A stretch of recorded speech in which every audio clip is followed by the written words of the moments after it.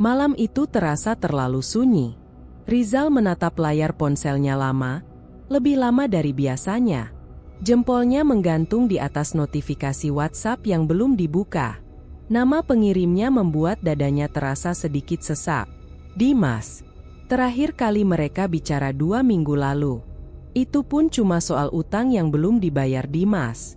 Sejak itu, Dimas seperti menghilang, tidak aktif di grup, tidak membalas chat siapapun. Sampai sekarang, notifikasi itu hanya berisi satu file video. Tidak ada pesan. Rizal menelan ludah.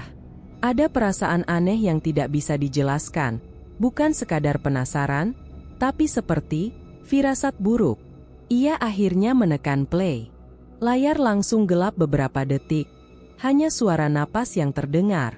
Berat, terputus-putus. Lalu gambar muncul.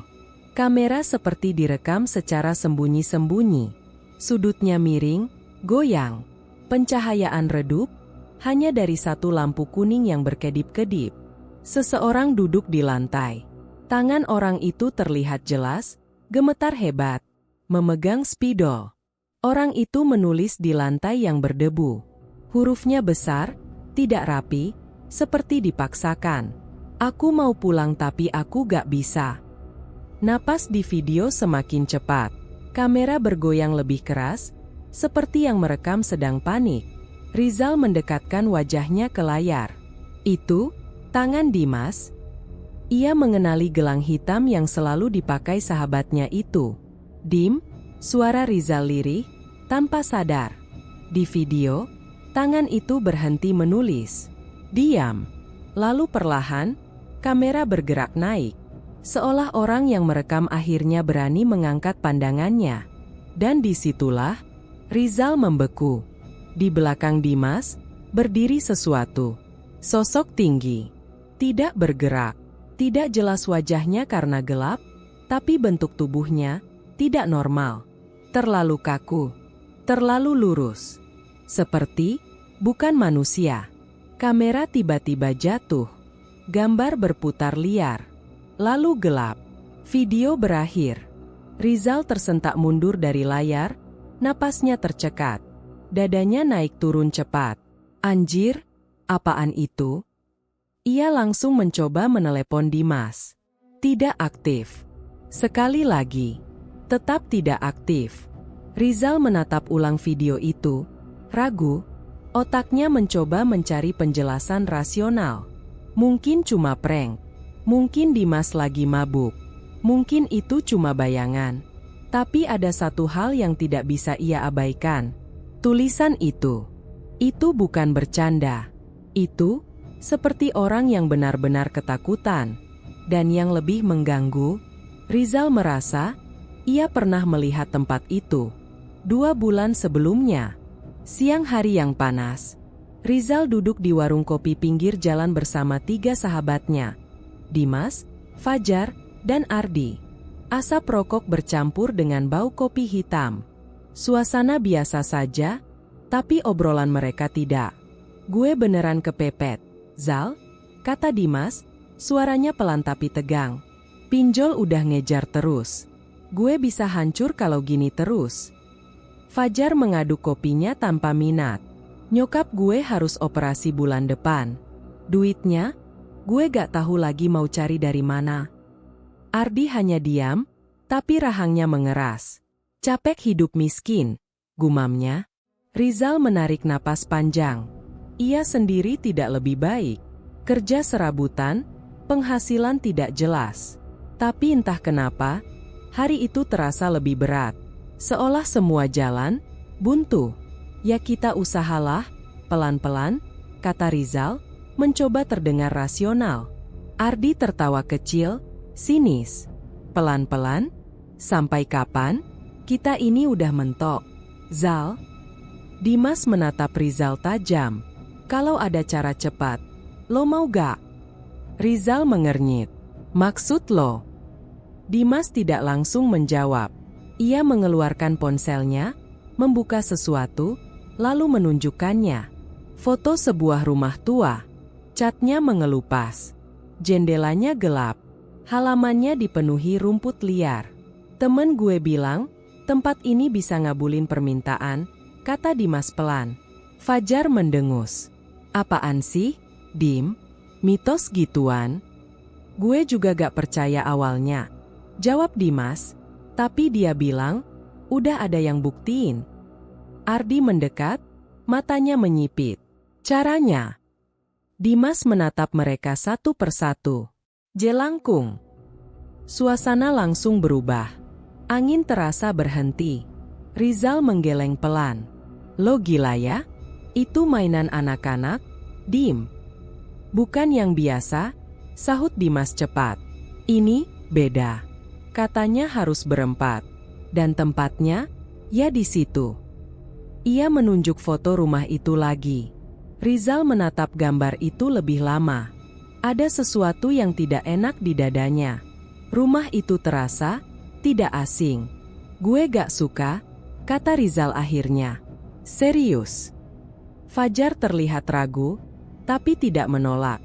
Ardi justru terlihat tertarik. Kalau beneran bisa, gumam Ardi.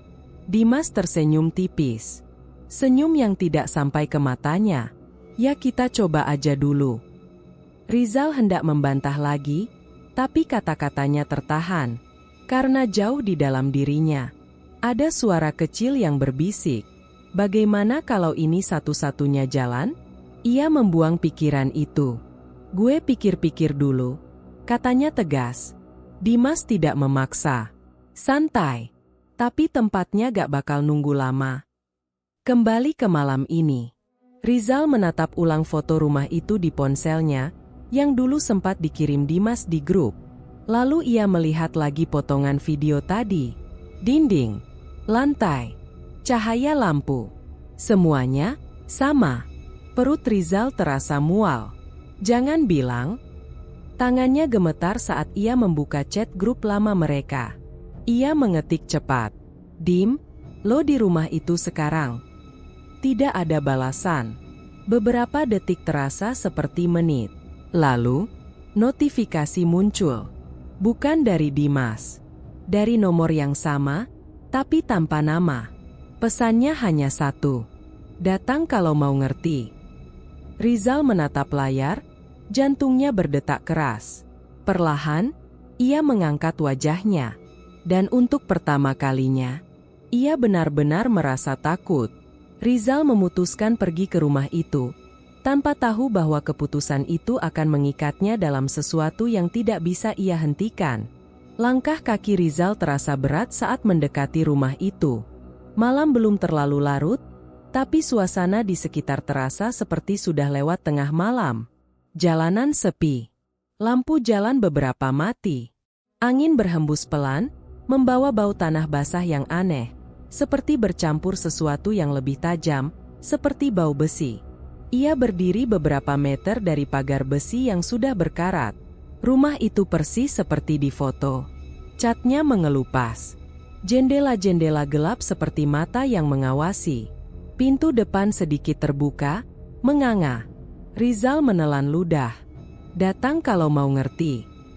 Pesan itu masih terngiang di kepalanya. Gue udah datang, gumamnya pelan, lebih ke diri sendiri. Ia hampir berbalik. Hampir. Tapi bayangan wajah Dimas di video itu. Tangan gemetar, tulisan putus asa, menahan langkahnya. Kalau ini bukan bercanda. Rizal menarik napas panjang, lalu mendorong pagar. Kret. Suara gesekan besi memecah kesunyian. Ia melangkah masuk. Setiap langkah terasa seperti kesalahan.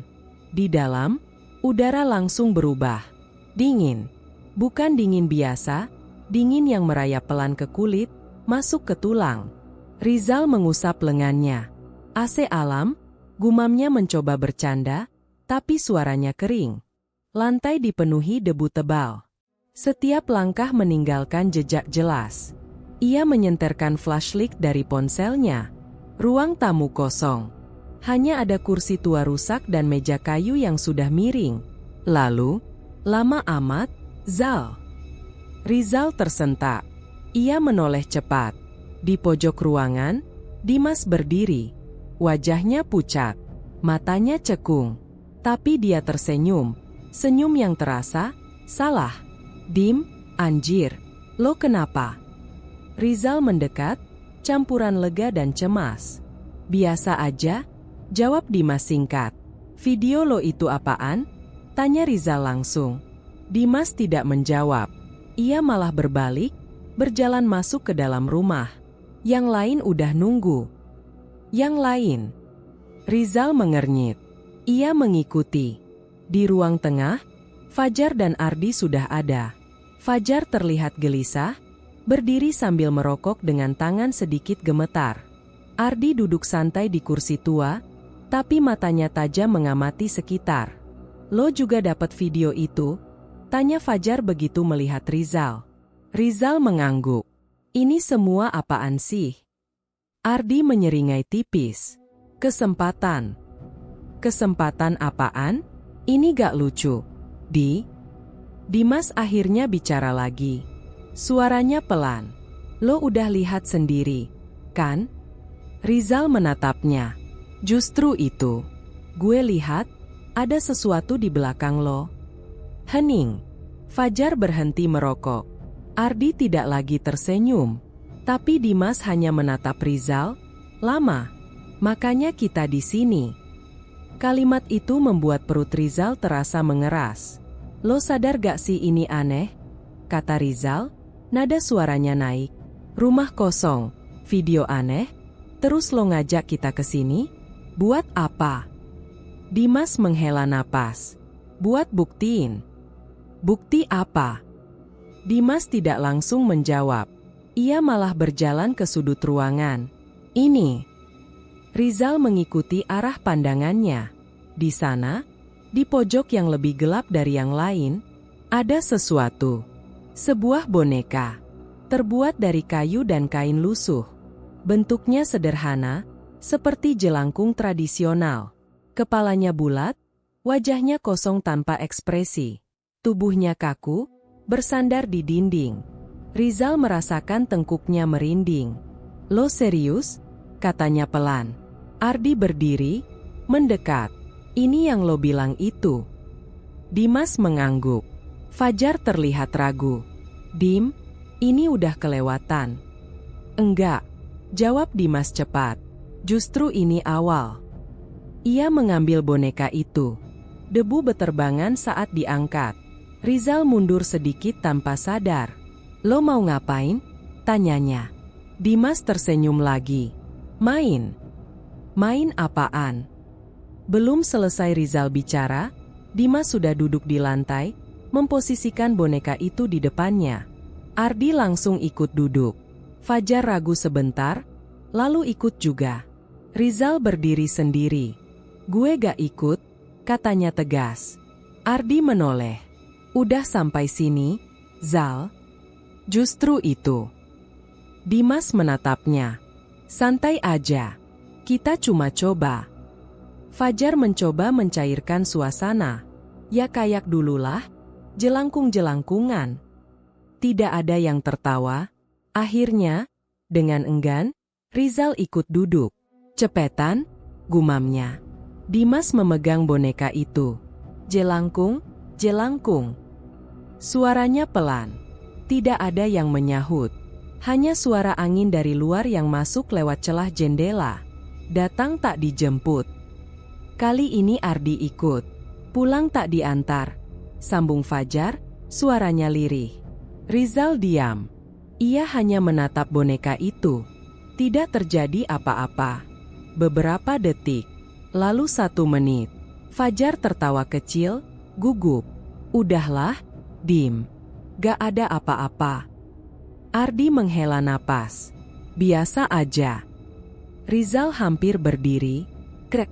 Semua membeku. Suara kecil itu, jelas.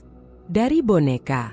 Perlahan, kepala boneka itu, miring sedikit. Sendiri. Tanpa disentuh. Rizal merasakan jantungnya seperti berhenti. Lo lihat? Bisiknya. Tidak ada yang menjawab. Karena mereka semua melihat. Tangan Dimas masih memegang boneka itu. Tapi jelas, dia tidak menggerakkannya. Dim, Suara Fajar bergetar. Dimas tidak menjawab. Matanya terpaku pada boneka itu. Lalu, boneka itu jatuh. Bruk. Semua langsung mundur. Napas mereka tidak beraturan. Rizal berdiri cepat. Udah, ini gak benar. Tapi belum sempat siapapun bergerak. Ardi menunjuk lantai. Itu? Debu di lantai bergerak.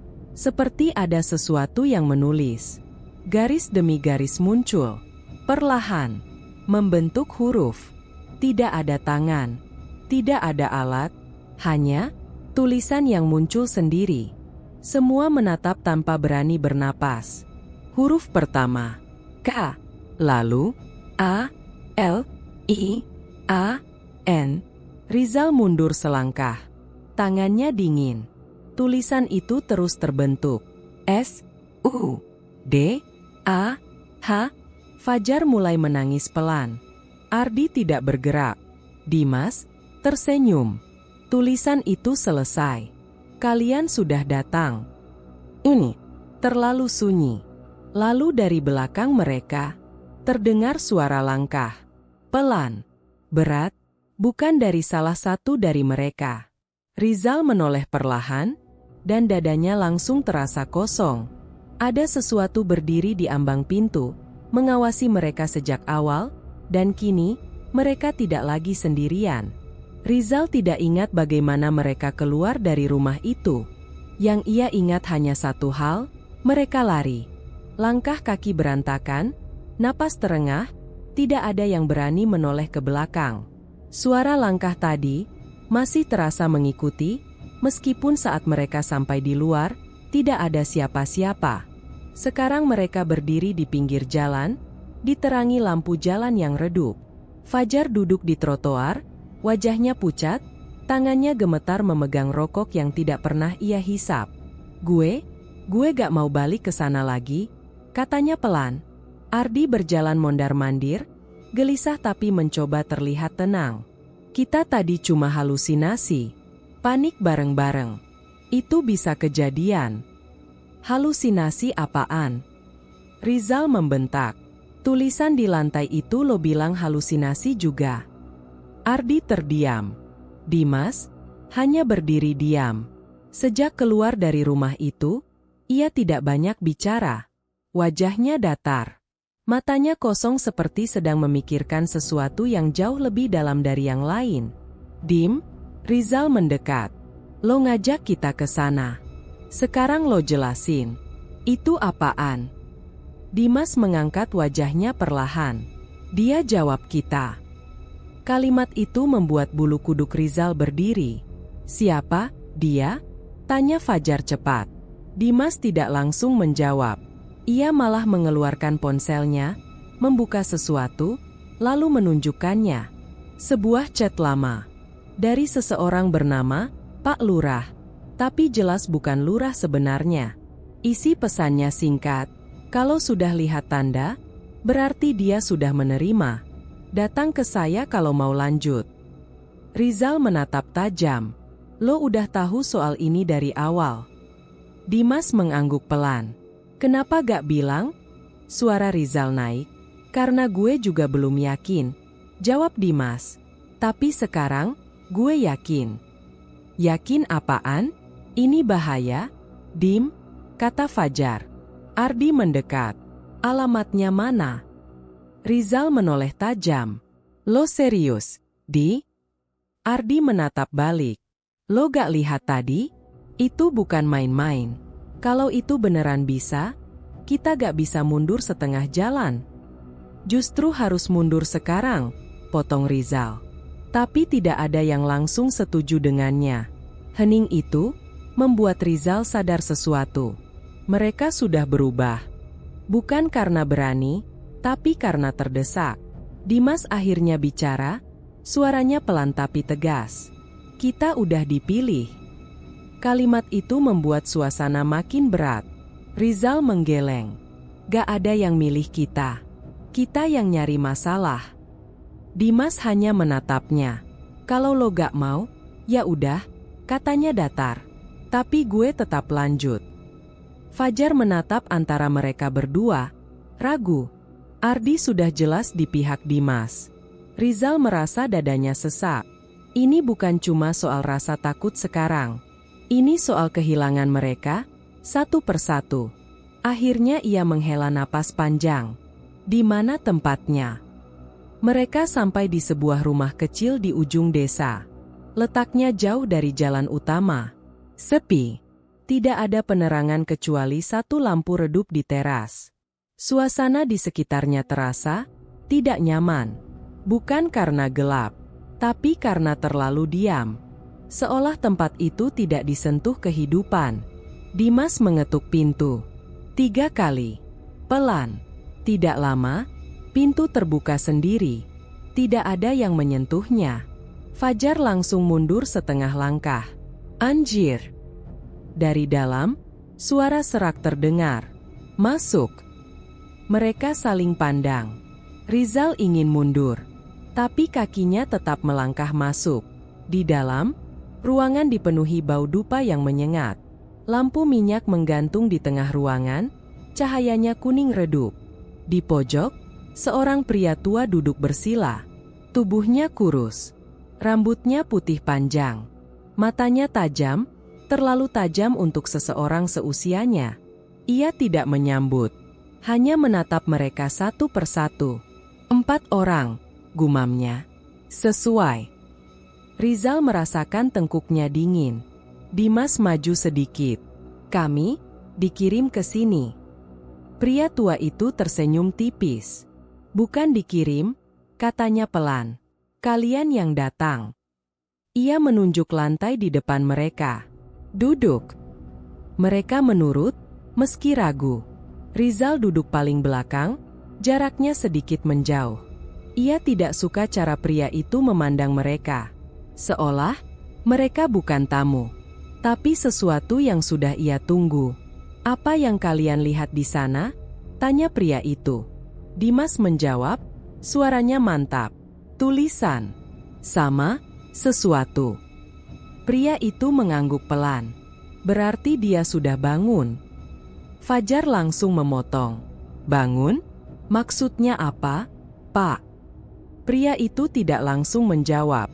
Ia mengambil sesuatu dari sampingnya. Sebuah boneka kecil. Mirip dengan yang mereka lihat di rumah tadi. Rizal menahan napas. Ini bukan mainan, kata pria itu. Ini pintu. Pintu kemana? Tanya Ardi. Pria itu menatapnya. Ke sesuatu yang bisa memberi, tapi juga mengambil. Ini. Rizal akhirnya bicara. Pak, kami cuma mau tahu, itu tadi apa? Pria itu tersenyum sedikit lebih lebar. Pesugihan. Kata itu jatuh seperti sesuatu yang berat di antara mereka. Fajar langsung menggeleng. Enggak, Pak, kami gak mau sampai situ. Tapi Ardi justru semakin fokus. Caranya? Rizal menoleh tajam. Pria tua itu mengangkat tangan, menghentikan mereka. Ini bukan permainan, katanya pelan. Ini perjanjian. Ia menatap satu persatu. 4 orang. 1 ikatan. 1 tujuan. Dimas mengangguk pelan. Rizal mulai merasa, ini tidak bisa dihentikan. Ritualnya sederhana, lanjut pria itu. Tapi bayarannya tidak pernah sederhana. Bayaran apa? Tanya Fajar, suaranya hampir berbisik. Pria itu diam sejenak, lalu menjawab, kehilangan. Rizal langsung berdiri. Udah, kita pulang. Tapi Ardi menarik lengannya. Dengerin dulu. Rizal menepis. Gak ada yang perlu didengerin. Ini jelas gak benar. Dimas menatapnya, kali ini dengan ekspresi yang berbeda. Lebih dingin. Lo takut? Pertanyaan itu menusuk. Rizal menahan emosi. Ini bukan soal takut. Ini soal waras. Pria tua itu tertawa kecil. Serak, kalian semua takut, katanya. Tapi kalian juga butuh. Tidak ada yang membantah.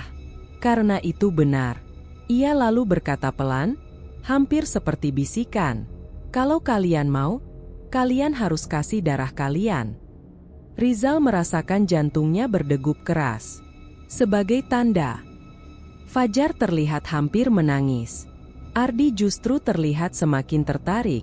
Dimas tidak bergerak. Pria itu menatap mereka dalam-dalam, lalu berkata, "Kalau mulai, gak ada jalan balik." Hening. Kali ini, lebih berat dari sebelumnya. Rizal tahu, keputusan yang mereka ambil setelah ini akan mengubah segalanya. Dimas perlahan mengulurkan tangannya ke arah pria tua itu, seolah sudah memilih jalan yang tidak bisa lagi dihentikan. Tangan Dimas yang terulur di depan pria tua itu terasa seperti sesuatu yang tidak seharusnya terjadi. Rizal berdiri kaku. "Dim, jangan." Suaranya pelan, tapi tegas. Dimas tidak menoleh. Pria tua itu juga tidak buru-buru menerima. Ia hanya menatap tangan itu, lalu perlahan mengalihkan pandangannya ke Rizal. "Selalu ada satu yang menolak," katanya tenang, "itu wajar." Rizal menatap balik, rahangnya mengeras. "Kami gak jadi." Fajar langsung menoleh cepat. "Zal, kita pulang," potong Rizal. Kali ini lebih keras. Suasana di ruangan itu mendadak terasa lebih dingin. Ardi berdiri. "Lo gak bisa mutusin sendiri." "Justru gue satu-satunya yang masih mikir," balas Rizal. Dimas akhirnya menarik tangannya perlahan.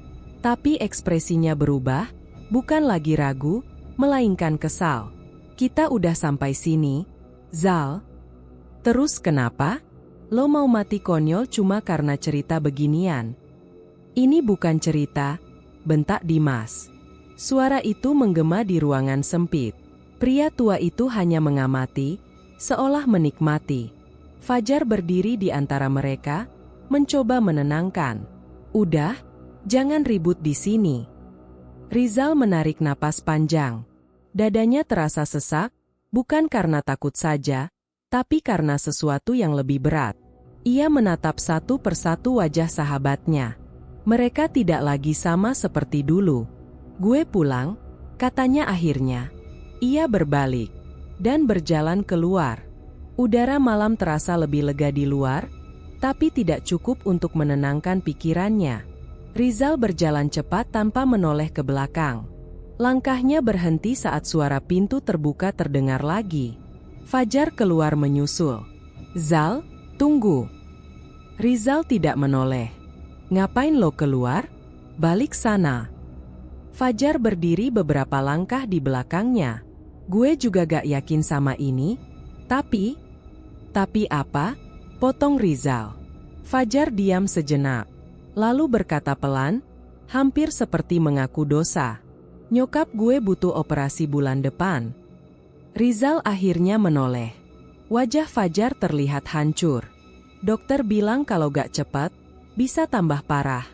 "Gue udah kemana-mana, Zal. Pinjam sana-sini. Gak cukup." Rizal terdiam. Ia tahu itu.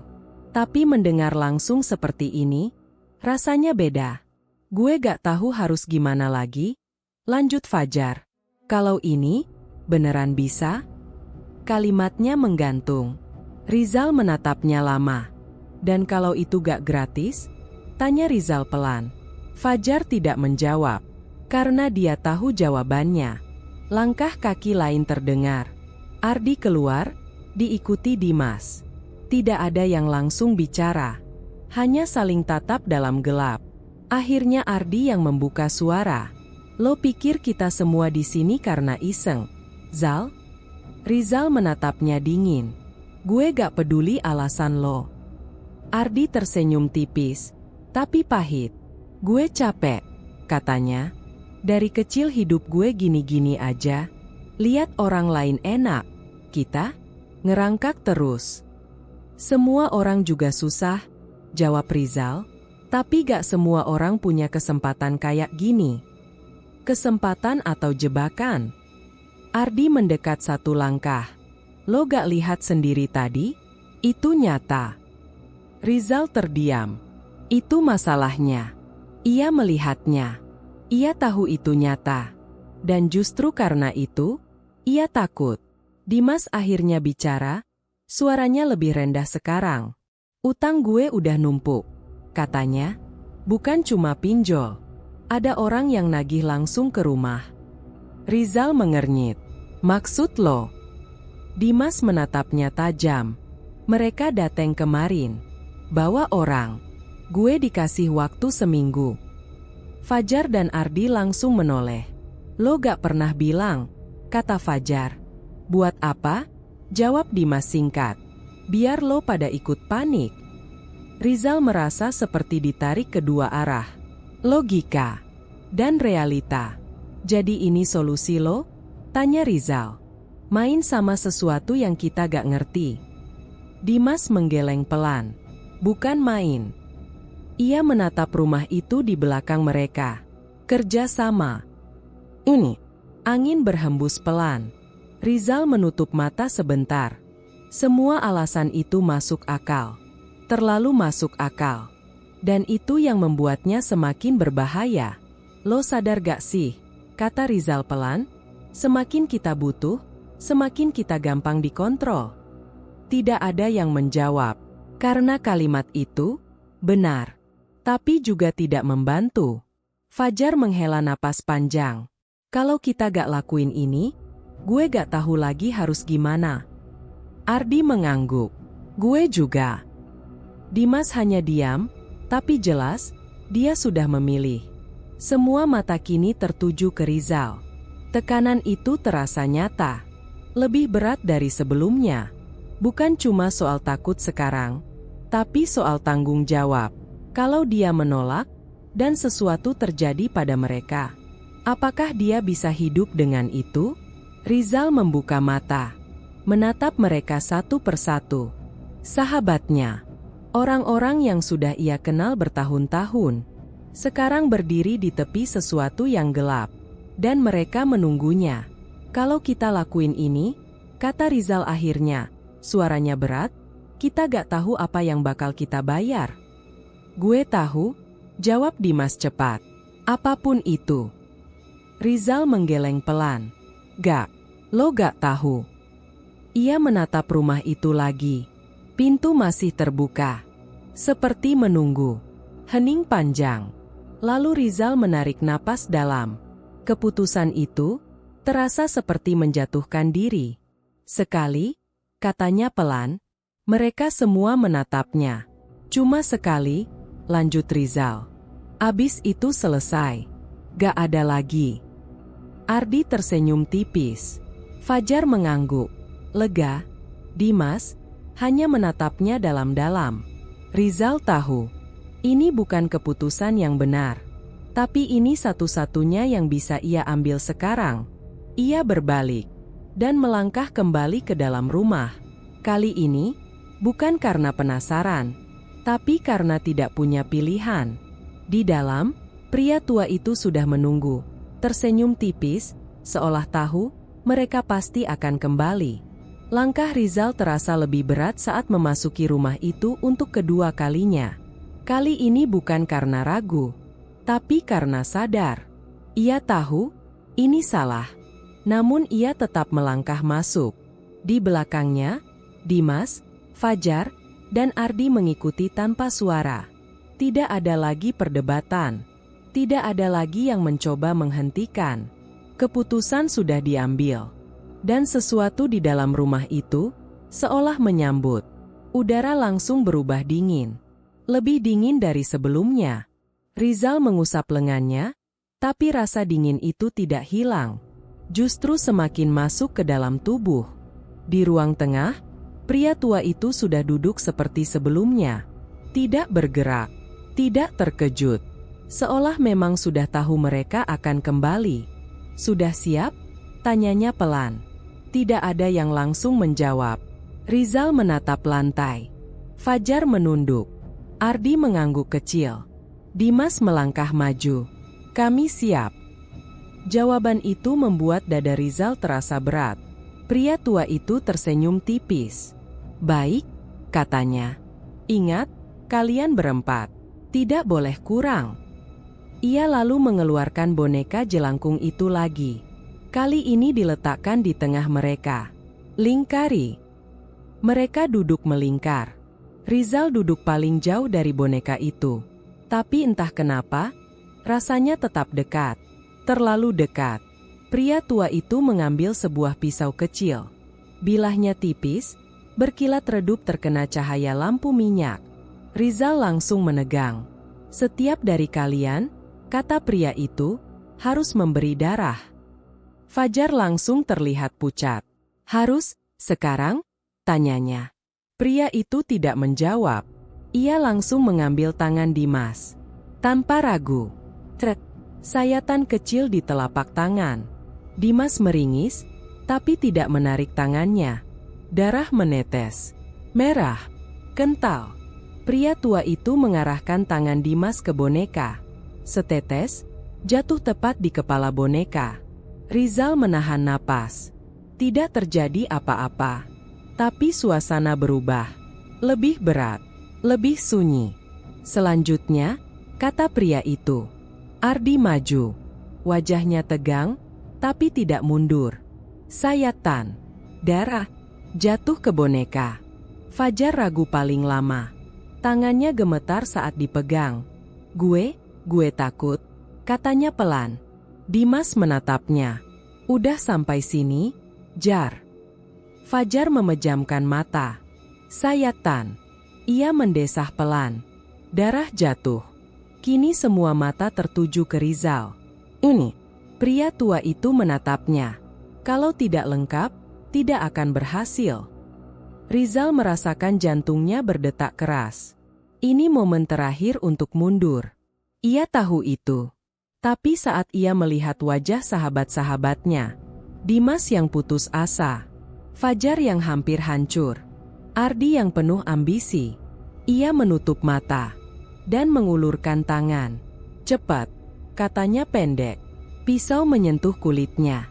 Perih, tajam, darah mengalir. Dan saat tetesan itu jatuh ke boneka, lampu minyak langsung padam. Blap, gelap, total. Fajar langsung panik. Lampunya kenapa? Tenang, suara Ardi terdengar, tapi tidak meyakinkan. Rizal mencoba menyalakan flashlight ponselnya. Tidak menyala. HP gue mati, katanya pelan. Gue juga, sahut Fajar. Ini. Lalu, suara napas. Pelan. Berat. Bukan satu. Lebih dari satu. Rizal membeku. Itu bukan suara mereka. Ia bisa merasakan posisi teman-temannya. Dan suara itu datang dari tengah. Dari arah boneka. Napas itu seperti menghirup sesuatu. Perlahan. Panjang. Fajar mulai menangis kecil. Kita harus keluar. Jangan bergerak, bentak pria tua itu dari kegelapan. Suaranya terdengar lebih dalam. Lebih asing. Rizal merasakan sesuatu menyentuh kakinya. Ringan. Seperti kain. Ia menahan napas. Tidak berani bergerak. Lalu suara gesekan terdengar. Seperti sesuatu diseret di lantai.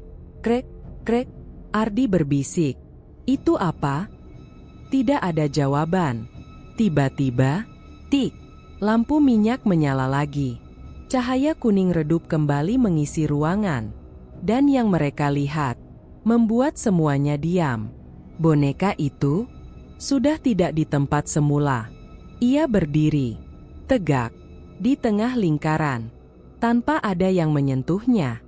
Fajar mundur sambil terduduk. Gue gak kuat. Rizal tidak bisa berkata apa-apa. Matanya terpaku. Boneka itu perlahan bergerak. Tangannya yang kaku, terangkat. Lalu jatuh ke lantai berdebu. Dan mulai menulis. Tidak cepat. Tidak lambat. Tapi pasti. Garis pertama muncul. Rizal menahan napas. Semua menatap. Huruf demi huruf terbentuk. P, E, R, M, I, N, T, A, N. Fajar menutup mulutnya. Ardi maju sedikit. seperti tidak percaya. Dimas tersenyum tipis. Tulisan itu berlanjut. D, I, T, E, R, I, M, A. Rizal merasakan sesuatu jatuh di dalam dirinya. Bukan lega, bukan takut, tapi sesuatu yang lebih buruk. Kesadaran bahwa ini benar-benar terjadi. Boneka itu berhenti sejenak, lalu bergerak lagi. Lebih lambat sekarang. Seolah memilih kata. S, I, A, P, A. Tangan Rizal mulai dingin. Ia menoleh ke teman-temannya. Tidak ada yang bicara. Tidak ada yang bergerak. Tulisan itu selesai. Permintaan diterima. Siapa pertama? Ini. Tapi kali ini bukan sunyi biasa. Ada sesuatu yang menunggu. Mengawasi. Menilai. Rizal merasakan napas itu lagi. Dekat. Terlalu dekat. Seperti tepat di belakangnya. Ia tidak berani menoleh. Karena ia tahu. Kalau ia melihat, semuanya akan berubah. Salah satu dari mereka harus menjadi yang pertama membayar. Kalimat itu masih terngiang di kepala Rizal. Permintaan diterima. Siapa pertama? Tidak ada yang menjawab malam itu. Mereka hanya saling diam, lalu pergi. Tidak ada kesepakatan. Tidak ada keputusan. Seolah-olah mereka memilih untuk pura-pura tidak mendengar. Dan itu yang paling membuat Rizal takut. Karena sesuatu sudah dimulai, tanpa perlu persetujuan lagi. 3 hari berlalu. Tidak ada kejadian aneh. Tidak ada suara. Tidak ada bayangan. Hidup terasa normal. Terlalu normal. Rizal duduk di warung kopi yang sama seperti biasa. Tapi kali ini suasananya berbeda. Dimas datang dengan wajah yang ringan. Bukan lagi penuh tekanan seperti sebelumnya. Gue lunas, katanya singkat. Rizal mengangkat alis. Maksud lo? Dimas tersenyum kecil. Semua utang gue. Beres. Fajar yang duduk di samping langsung menoleh. Lo serius? Dimas mengangguk. Semalam ada orang datang ke rumah. Ngasih tas. Isinya duit. Banyak banget. Gak ada nama, gak ada apa. Cuma, cukup buat nutup semua. Ini. Rizal merasakan perutnya mengeras. Lo tanya dari siapa? Tanya Rizal. Gak ada orangnya. Cuma ditaruh di depan pintu. Itu gak normal. Dimas menatapnya. Tapi itu nyata. Kalimat itu menutup semua bantahan. Ardi yang datang terakhir langsung duduk. Wajahnya terlihat lebih hidup dari biasanya. Gue keterima, katanya tanpa basa-basi. Fajar mengernyit. Di mana? Perusahaan yang gue lamar bulan lalu. Yang gak mungkin itu. Rizal langsung ingat. Perusahaan besar. Saingan banyak. Ardi sendiri waktu itu bilang peluangnya kecil. Gue bahkan gak dipanggil interview kedua. Lanjut Ardi. Tiba-tiba pagi ini dikabarin, gue diterima. Tanpa tes lagi? Tanya Rizal. Ardi menggeleng, tersenyum lebar. Langsung masuk minggu depan. Rizal menatap meja. Tangannya mengepal pelan. Ini bukan kebetulan. Fajar terlihat paling gelisah di antara mereka. Gue juga, ada kabar, katanya pelan. Mereka semua menoleh. Rumah sakit nelpon. Ada donor yang cocok buat nyokap gue. Semua biaya ditanggung. Suasana langsung berubah.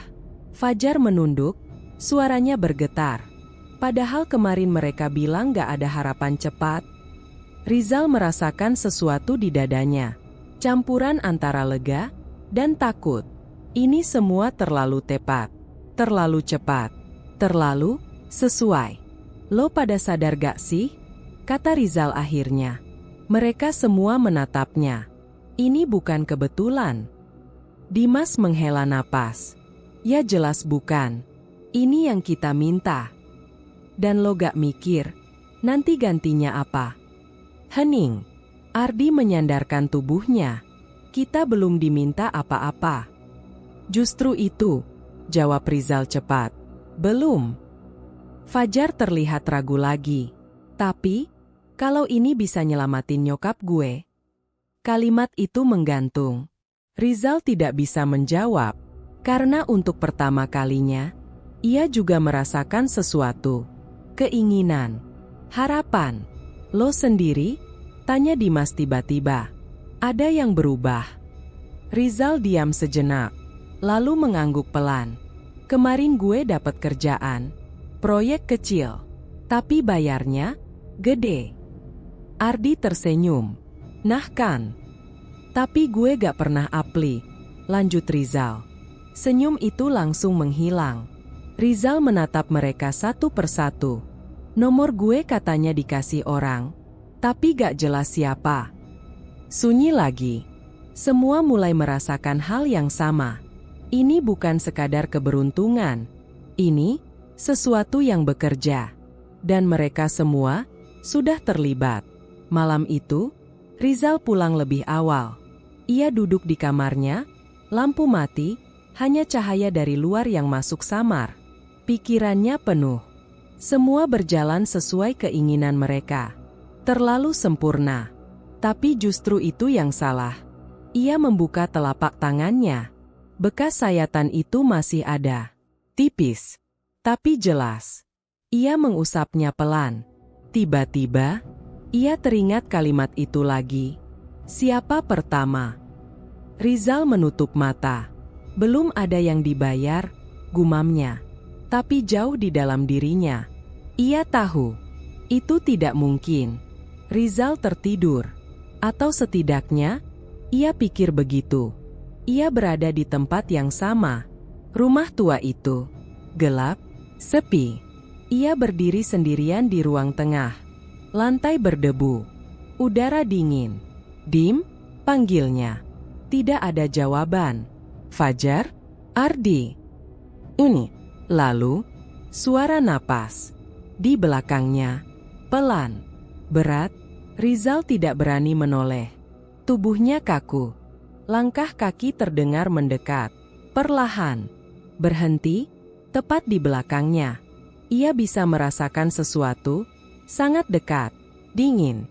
Tidak bernapas seperti manusia. Lalu, suara itu berbisik. Tepat di telinganya. Serak. Patah. Seperti berasal dari tenggorokan yang tidak seharusnya berbicara.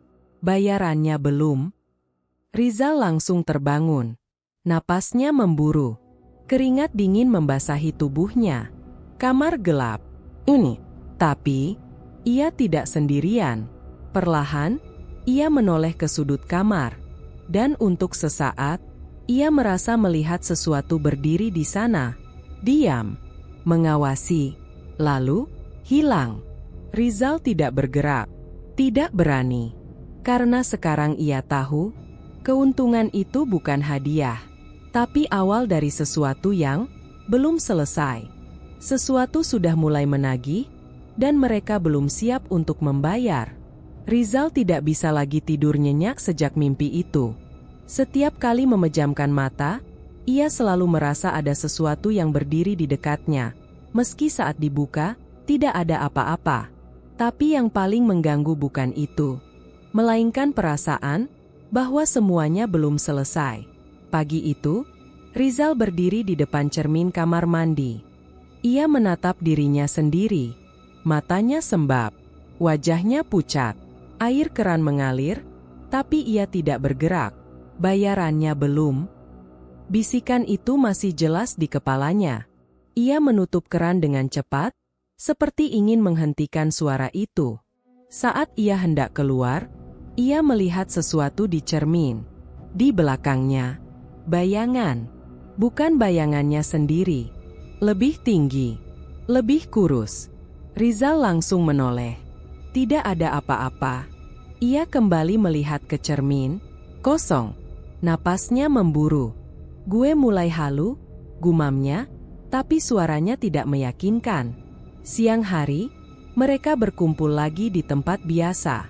Tapi kali ini tidak ada yang benar-benar santai. Fajar terlihat lelah. Ardi lebih pendiam. Dimas, terlalu tenang. Lo pada ngerasa enggak? Tanya Rizal tanpa basa-basi. Apaan? Jawab Ardi. Rizal menatap mereka satu persatu. Aneh-aneh. Sejak kemarin. Fajar langsung menoleh. Lo juga? Rizal mengangguk. Fajar mengusap wajahnya. Gue sering dengar suara langkah di rumah. Padahal cuma gue sama nyokap. Rizal menegang. Langkah? Iya. Kayak ada yang jalan di lorong. Pelan, tapi jelas. Ardi menyela. Itu mungkin cuma suara rumah, kayu gitu. Gue tahu bedanya, potong Fajar cepat. Ini bukan itu. Ini. Rizal beralih ke Dimas. Lo. Dimas tidak langsung menjawab. Ia hanya menatap meja. Kadang, katanya pelan, gue ngerasa ada yang ngikutin. Ngikutin gimana? Tanya Rizal. Bayangan? Jawab Dimas. Gak selalu kelihatan, tapi kerasa. Rizal menelan ludah. Ardi menghela napas panjang. Gue juga ada. Semua menoleh. Ardi terlihat tidak nyaman. HP gue kadang nyala sendiri. Rekam suara. Rekam? Tanya Rizal. Ardi mengangguk, lalu mengeluarkan ponselnya. Ia membuka sebuah file. Ini tadi pagi. Ia menekan play. Awalnya hanya suara hening.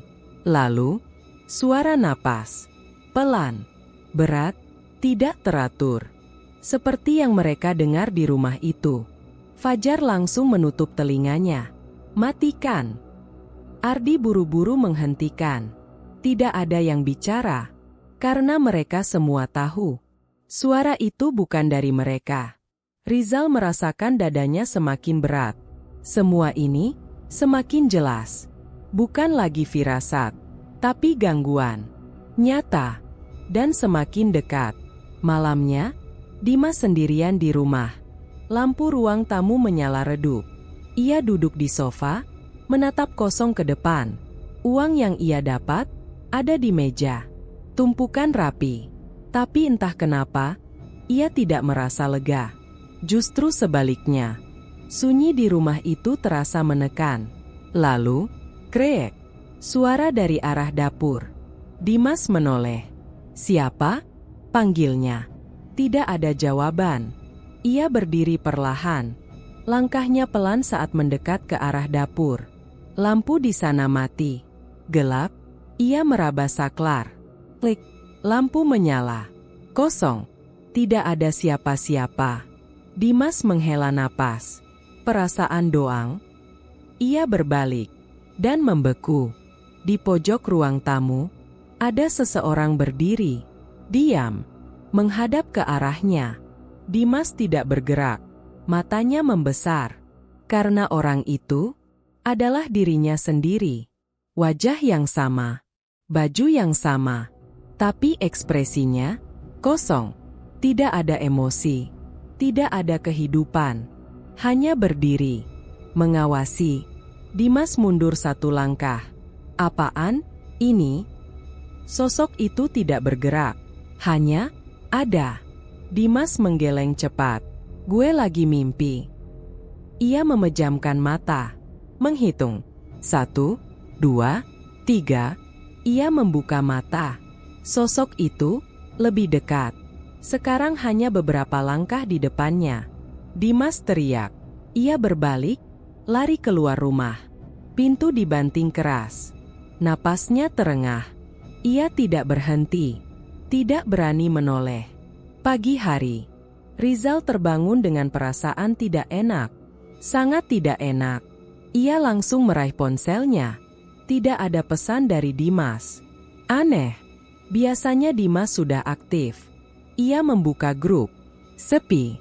Lalu, pesan masuk. Dari Fajar. Zal, Dimas gak bisa dihubungin. Jantung Rizal langsung berdegup kencang. Ia langsung menelepon. Tidak aktif. Sekali lagi. Tetap tidak aktif. Ardi ikut mengirim pesan. Gue ke rumahnya. Sepi. Rizal langsung bangkit dari tempat tidur. Pikirannya kacau. Semua kejadian semalam, bayangan, suara, rekaman, dan sekarang, Dimas hilang. Begitu saja, tanpa jejak, tanpa kabar. Rizal berdiri diam di tengah kamar. Tangan kirinya tanpa sadar menyentuh bekas luka di telapak tangannya. Masih ada, masih nyata. Dan untuk pertama kalinya, ia benar-benar mengerti arti dari satu kalimat itu. Siapa pertama? Dimas menghilang, dan mereka mulai sadar. Sesuatu sedang memilih. Pagi itu terasa lebih berat dari biasanya. Rizal berdiri di depan rumah Dimas bersama Fajar dan Ardi. Pintu rumah itu tertutup rapat. Tidak ada suara. Tidak ada tanda kehidupan. Padahal semalam, Dimas menghilang. Dan sampai sekarang, tidak ada kabar. Lo yakin gak ada orang di dalam? Tanya Rizal pelan. Ardi menggeleng.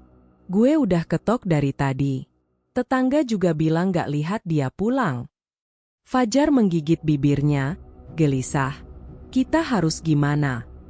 Belum sempat Rizal menjawab, klik. Pintu rumah itu terbuka dari dalam. Semua langsung menoleh. Dimas berdiri di sana, diam. Wajahnya pucat, rambutnya berantakan, matanya kosong. Tapi dia ada. Dim. Fajar langsung mendekat. Anjir, lo kemana aja? Dimas tidak menjawab. Ia hanya menatap mereka satu persatu. Lama, terlalu lama. Rizal merasakan sesuatu yang salah. Sangat salah. Lo gak apa-apa? Tanya Rizal hati-hati. Dimas akhirnya bergerak. Ia melangkah keluar, pelan. Lalu berkata singkat, masuk. Nada suaranya datar. Tidak seperti biasanya. Mereka saling pandang, lalu masuk. Di dalam rumah, suasana terasa berbeda. Bukan karena berantakan, tapi karena dingin. Padahal siang hari. Lo semalam kemana? Tanya Ardi. Dimas duduk di kursi. Tidak menjawab. Fajar mencoba lagi. Kita nyariin lo, Dim. Lo gak bisa dihubungin. Dimas mengangkat wajahnya sedikit. Gue di sini. Dari semalam? Tanya Rizal. Dimas mengangguk. Ini, gak mungkin, kata Ardi. Kita kesini tadi pagi, kosong. Dimas hanya menatapnya. Lo gak lihat? Jawaban itu tidak masuk akal. Rizal merasakan ketegangan naik. Dim, katanya pelan, lo jujur sama gue. Semalam lo kemana? Dimas tersenyum tipis. Tapi senyum itu tidak hangat. Gue ketemu dia. Fajar langsung menegang. Siapa? Dimas tidak menjawab. Ia hanya menatap lantai, seolah mengingat sesuatu, atau seseorang. Perubahan itu semakin jelas. Hari itu juga, mereka mulai menyadari, Dimas bukan lagi Dimas yang mereka kenal. Ia jadi lebih dingin, lebih cepat marah, dan seperti tidak peduli. Saat Fajar mencoba bercanda seperti biasa, Dimas malah membentak, "Gak usah banyak ngomong." Semua terdiam. Rizal menatapnya, tidak percaya. Lo kenapa sih? Dimas berdiri tiba-tiba. Kursi bergeser keras. Gue capek, katanya dingin. Capek dengerin orang panik terus. Fajar langsung tersinggung. Gue panik karena ini gak normal. Dim? Ya udah, kalau takut, keluar aja dari sini. Kalimat itu tajam, menusuk, dan tidak seperti Dimas yang dulu. Ardi mencoba menenangkan. Udah, santai dulu. Lo juga, potong Dimas. Jangan sok jadi penengah. Ini, Rizal mengepalkan tangan. Ini bukan sekadar perubahan sikap. Ini, seperti orang yang berbeda. Sore hari, Rizal pulang dengan kepala penuh. Belum sempat ia duduk. Ibunya memanggil dari dapur. Zal. Iya, Bu. Ibunya menatapnya lama. Kamu kenapa akhir-akhir ini? Rizal terdiam. Sering keluar malam. Mukanya pucat. Ada masalah? Rizal menggeleng cepat. Enggak kok. Ibunya tidak langsung percaya. Kamu jangan macam-macam ya. Ibu gak enak perasaan. Kalimat itu membuat Rizal menelan ludah. Perasaan itu ternyata bukan cuma miliknya. Iya, Bu. Ia masuk ke kamar, menutup pintu, duduk di lantai. Dan untuk pertama kalinya, ia merasa benar-benar sendirian. Masalah ini tidak bisa ia ceritakan ke siapapun. Malamnya, Rizal tidak bisa diam. Ia memutuskan kembali ke rumah Dimas. Sendirian. Lampu di rumah itu masih menyala. Pintu tidak dikunci. Ia masuk perlahan. Dim. Tidak ada jawaban.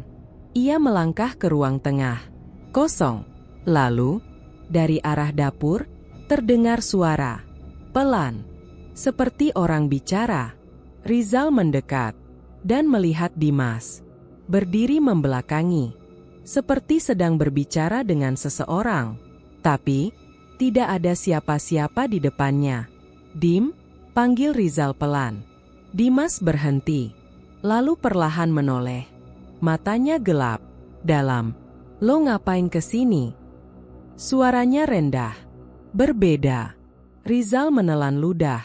Gue cuma mau pastiin lo baik-baik aja. Dimas tertawa kecil, pendek, aneh, baik. Ia melangkah mendekat, terlalu dekat. Rizal bisa mencium bau aneh dari tubuhnya, seperti tanah basah dan sesuatu yang busuk. Gue lebih dari baik, bisik Dimas. Rizal mundur sedikit. Dim, kita harus berhenti.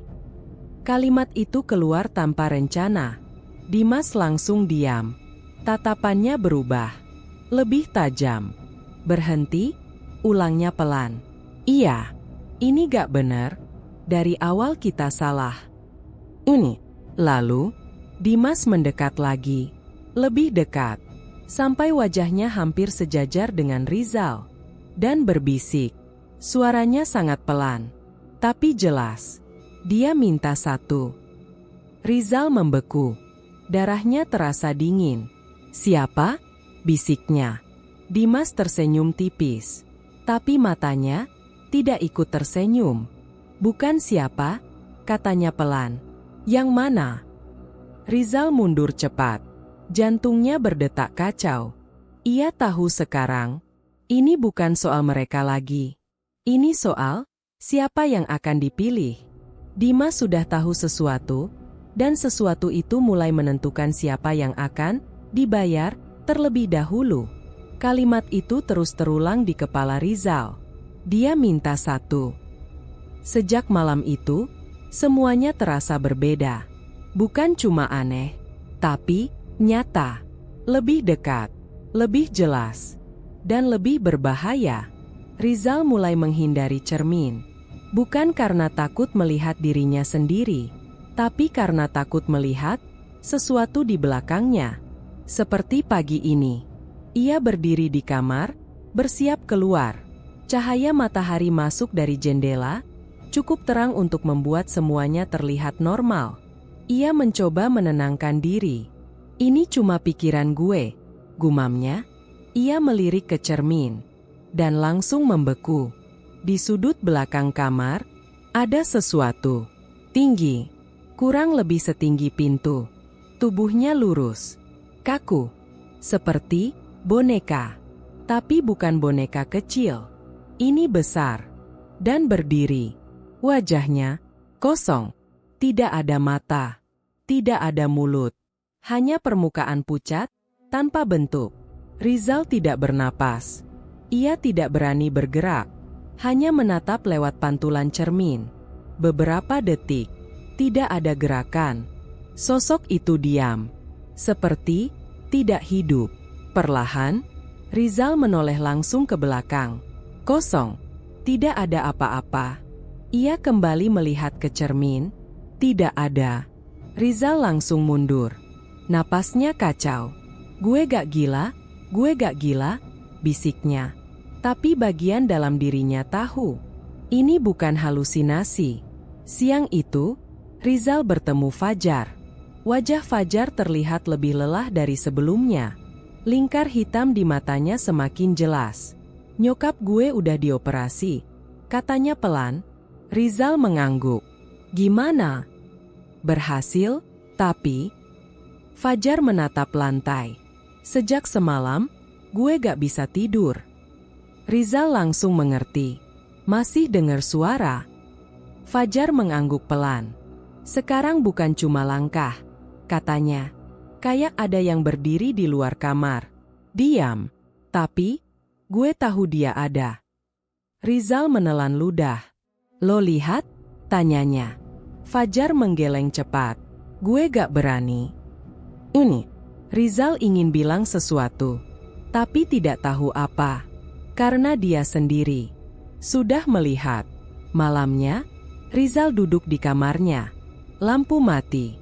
Hanya cahaya dari layar ponsel. Ia membuka kamera. Bukan untuk apa-apa. Hanya memastikan. Ia mengarahkan kamera ke sekeliling kamar. Normal. Lemari. Kursi. Pintu. Semua seperti biasa. Ia menghela napas. Mungkin memang hanya pikirannya. Lalu, sesuatu membuatnya berhenti. Di layar ponsel. Di sudut ruangan, ada bayangan. Tinggi. Kaku. Rizal langsung menoleh ke arah sudut itu. Kosong. Tidak ada apa-apa. Napasnya mulai tidak teratur. Ia kembali melihat ke layar. Bayangan itu masih ada. Lebih jelas sekarang. Seperti berdiri, menghadap ke arahnya. Rizal menurunkan ponsel perlahan. Menoleh langsung. Kosong. Mengangkat lagi. Ada. Perpindahan itu membuat kepalanya pusing. Ini gak mungkin. Tangannya gemetar. Ia mundur pelan. Sosok itu di layar tidak bergerak. Hanya berdiri. Diam. Mengawasi. Rizal mencoba mendekat. Selangkah. Di layar, sosok itu bergeser. Bukan mendekat, tapi berpindah ke sisi lain ruangan. Padahal, tidak ada apa-apa di dunia nyata. Rizal berhenti. Jantungnya seperti mau pecah. Ini bukan sekadar melihat. Ini interaksi. Sesuatu itu tahu dia melihat. Dan mulai bermain. Hari berikutnya, Rizal menemui Ardi. Ia tidak bisa menahan sendiri lagi. Gue lihat dia, kata Rizal langsung. Ardi menatapnya. Apa? Yang di rumah itu. Ardi terdiam. Gue juga, katanya pelan. Rizal menegang. Di mana? Di kantor, jawab Ardi. Di kaca lift. Berdiri di belakang gue. Terus, pas gue balik, gak ada. Ini, mereka saling menatap. Kesimpulan yang sama. Ini bukan satu orang. Ini semua. Dan semakin jelas. Dia mulai muncul, gumam Rizal. Ardi mengangguk. Dan kita gak bisa ngindar. Kalimat itu seperti mengunci semuanya. Malamnya, Rizal mencoba satu hal. Ia duduk di kamar. Lampu mati. Ponsel di tangan. Ia menyalakan kamera depan. Wajahnya muncul di layar. Pucat. Lelah. Takut. Ia menatap dirinya sendiri beberapa detik. Lalu, sesuatu berubah. Di layar, di belakangnya, ada sesuatu. Lebih dekat dari sebelumnya. Tinggi. Tanpa wajah. Berdiri, tepat di belakangnya. Rizal tidak langsung bereaksi. Tubuhnya kaku. Napasnya tertahan. Perlahan, sangat perlahan, ia mencoba menoleh. Tapi sebelum ia sempat melihat, layar ponsel tiba-tiba gelap. Mati. Rizal menjatuhkan ponselnya. Napasnya kacau. Ia tidak berani bergerak. Tidak berani menoleh. Karena sekarang, ia tidak butuh melihat untuk tahu.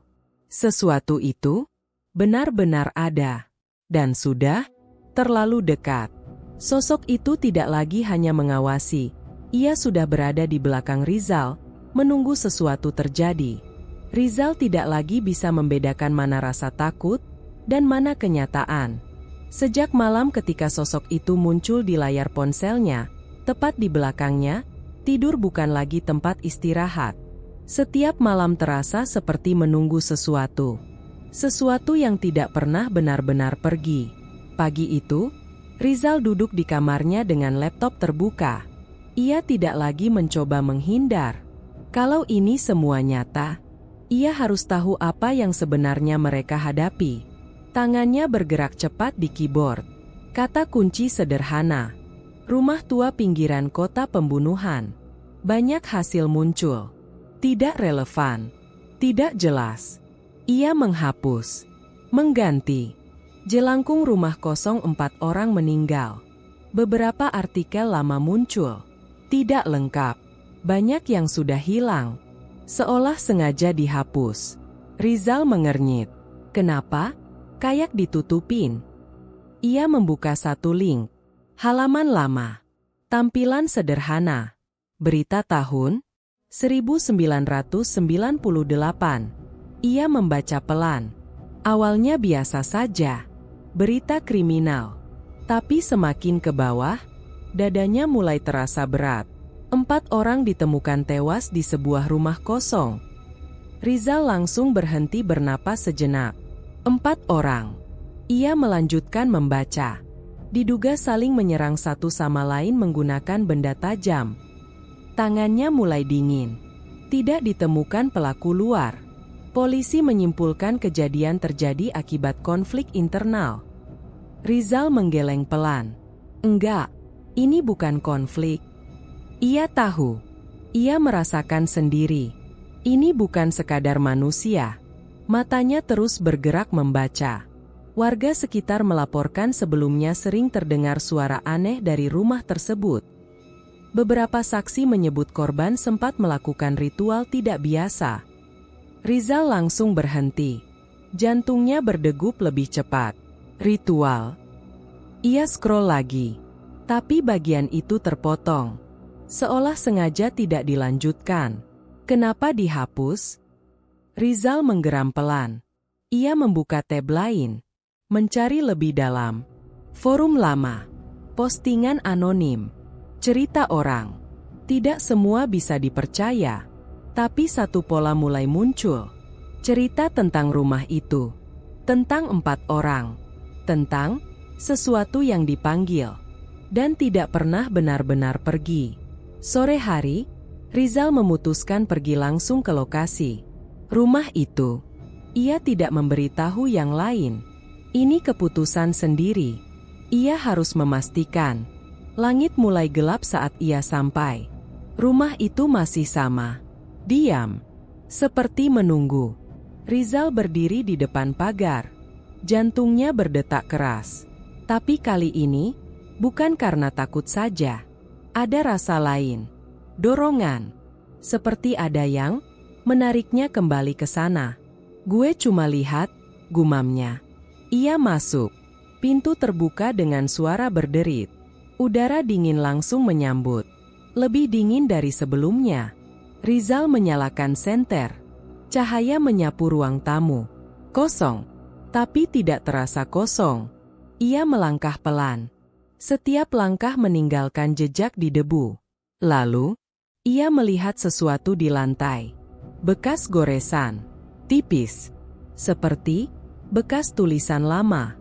Rizal berlutut. Menyentuhnya. Debu sedikit terangkat. Dan samar-samar, ia melihat pola huruf. Tidak jelas.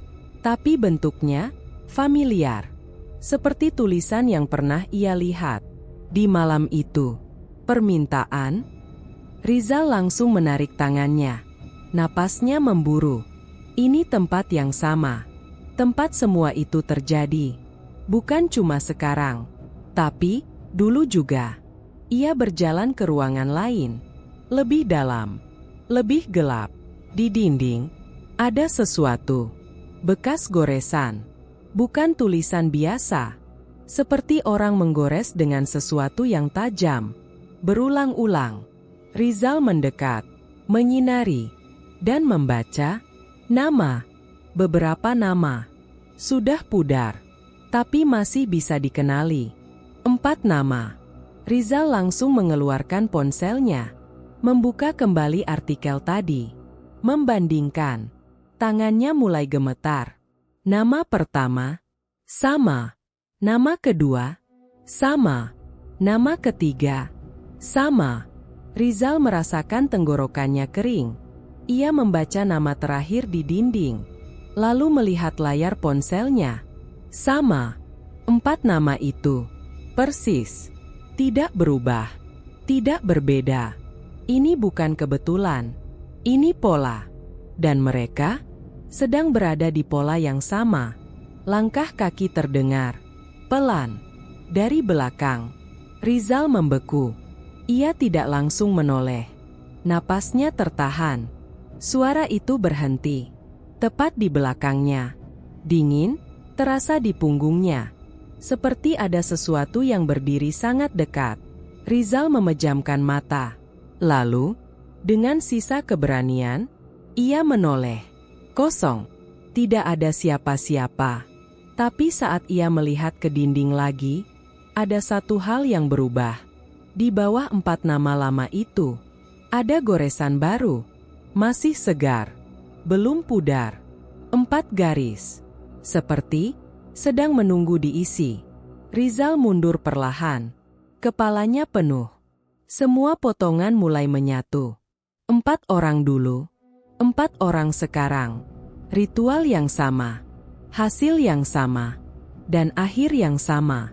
Ia berbalik. Lari keluar rumah. Tanpa menoleh. Tanpa berhenti. Karena sekarang, ia tidak lagi sekadar takut. Ia tahu apa yang akan terjadi. 4 korban dulu, dan sekarang mereka juga berempat. Artinya, siklus itu sedang terulang, dan tidak semua akan selamat. 4 nama itu terus menghantui kepala Rizal. 4 korban dulu. 4 orang sekarang. Dan garis kosong di dinding rumah itu, seperti menunggu siapa yang akan mengisinya. Sejak hari itu, Rizal tidak lagi mencoba menyangkal. Ini bukan gangguan. Ini bukan kebetulan. Ini proses. Dan mereka sudah berada di dalamnya. Sore itu, ponsel Rizal bergetar keras. Nama Fajar muncul. Ia langsung mengangkat. Zal, gue hampir. Suara Fajar terputus-putus. Panik. Napas dulu, Jar. Lo di mana? Di rumah sakit, gue hampir nusuk orang. Rizal langsung berdiri. Apa? Gue gak sadar, Zal. Tiba-tiba aja, gue ambil gunting, gue mau. Suaranya pecah. Rizal tidak menunggu lagi. Gue kesana sekarang. Jangan kemana-mana. Ruang tunggu rumah sakit terasa dingin. Fajar duduk di pojok, tubuhnya gemetar. Tangannya masih sedikit bergetar. Rizal langsung mendekat. Jer. Fajar menatapnya. Matanya merah. Gue gak ngontrol badan gue, Zal. Rizal duduk di sampingnya. Pelan-pelan. Ceritain. Fajar menarik napas panjang. Tadi gue lagi di ruang rawat. Nyokap lagi tidur. Ada perawat masuk, biasa aja. Ia menunduk. Terus, tiba-tiba kepala gue penuh suara. Rizal menegang. Suara? Fajar mengangguk. Bukan satu. Banyak. Tapi sama semua. Apa yang mereka bilang? Fajar menutup wajahnya. Sekarang. Rizal merasakan bulu kuduknya berdiri. Terus. Tangan gue gerak sendiri. Gue ambil gunting di meja. Gue jalan ke perawat itu. Suaranya bergetar. Dan gue mau nusuk dia. Rizal menelan ludah. Kenapa gak jadi? Fajar diam beberapa detik. Dia nengok, dan tiba-tiba suara itu hilang. Ini. Fajar menatap tangannya sendiri. Gue langsung sadar, Dan gue gak tahu kenapa gue bisa sejauh itu.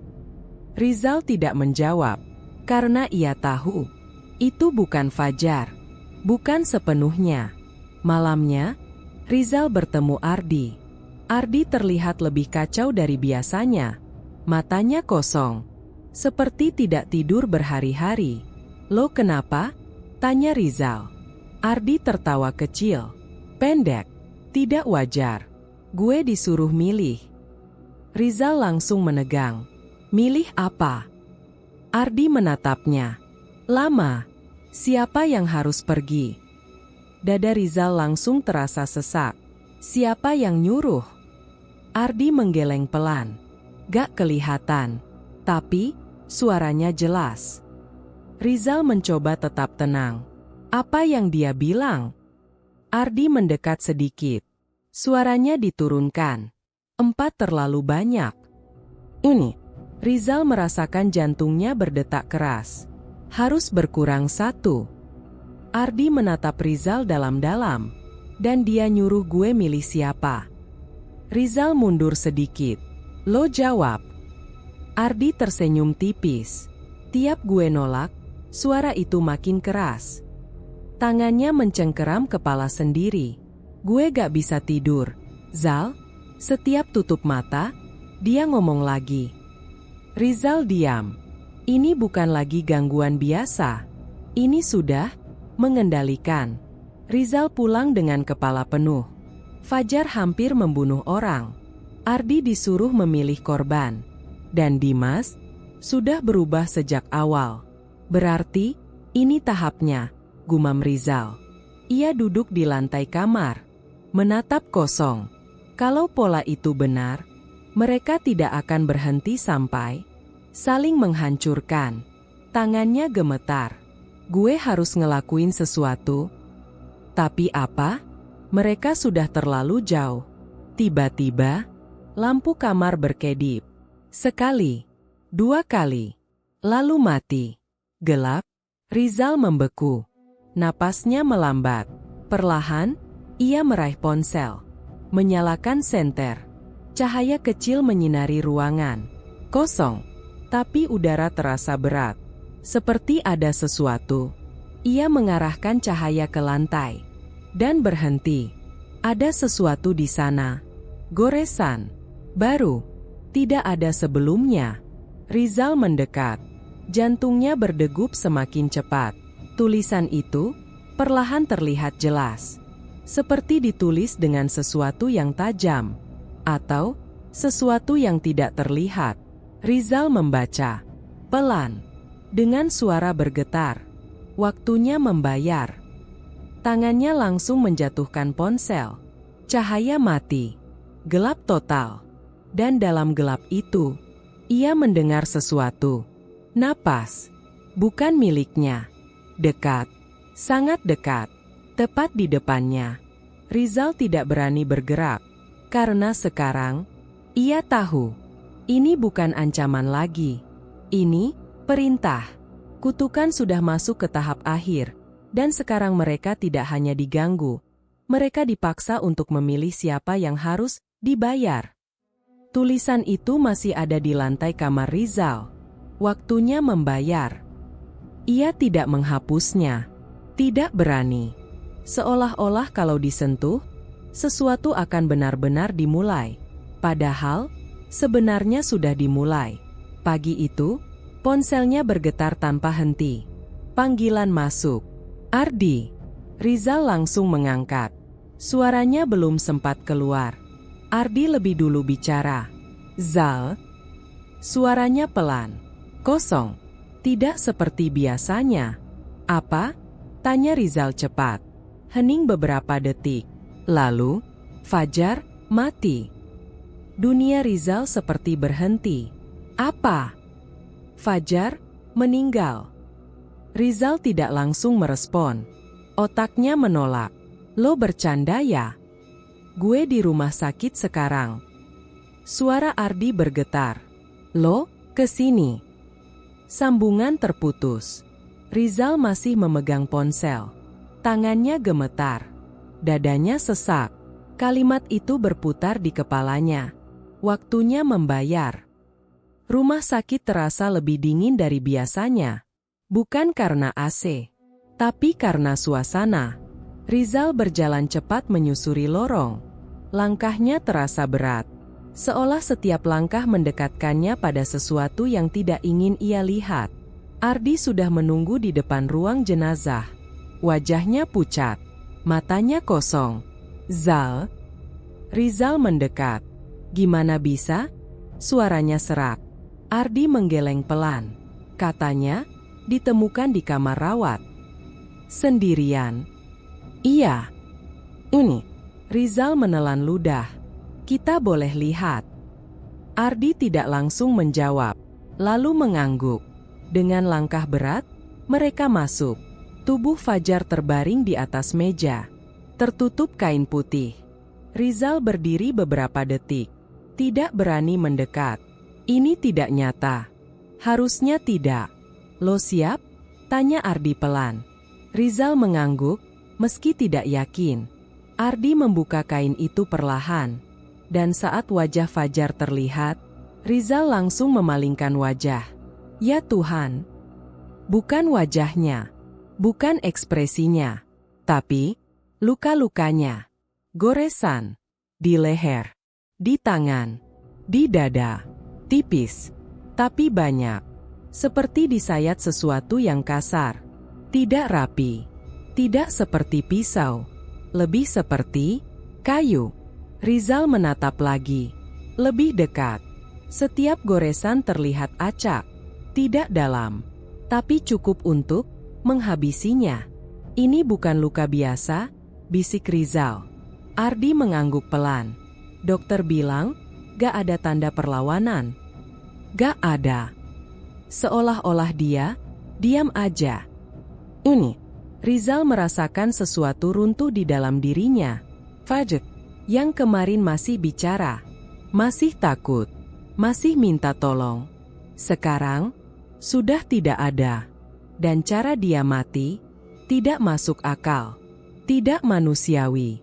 "Polisi bilang apa?" tanya Rizal. Ardi tertawa kecil, kering. "Gak ada pembunuhan, gak ada pelaku.